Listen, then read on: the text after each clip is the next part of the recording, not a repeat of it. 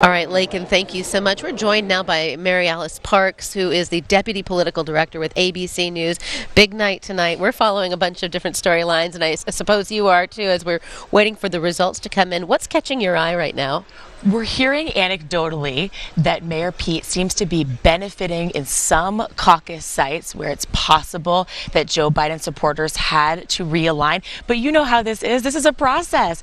And they are still clearly doing their due diligence, tallying the numbers. The state party is telling us that nothing is wrong, but that they are trying to be very careful, and that's why we're still waiting on results. Okay. So it sounds like Buttigieg would be Biden supporters' second choice. Is that what we're seeing? I think that it is possible.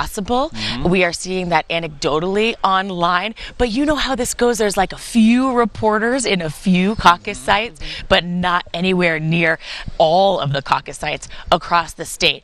And we know that Joe Biden really focused on a few key parts of the state, really the more rural parts of the state. Now, my guess is that's not where a lot of the reporters are, right? The reporters are at the big caucus sites in the urban centers. So you have to be really careful when you're following results that are coming in online. Some of that sort of color of people tweeting and posting on Facebook, I think it can be a little bit skewing because some of those reporters are only in certain parts of the state. Yeah, the night is still young. Yes. And we know it can change in an instant.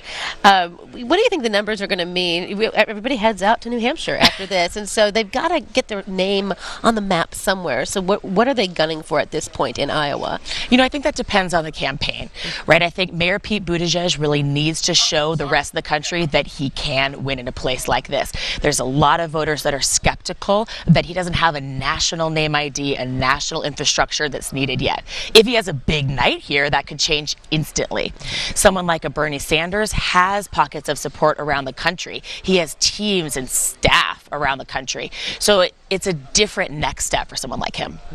You definitely don't want to underperform in Iowa. Whatever the expectation of you is, whether it's winning or showing strongly, you don't want to underperform. You want to meet that expectation or exceed it. Yes, exactly. It's more about the storylines and the headlines than it is about the final delegates.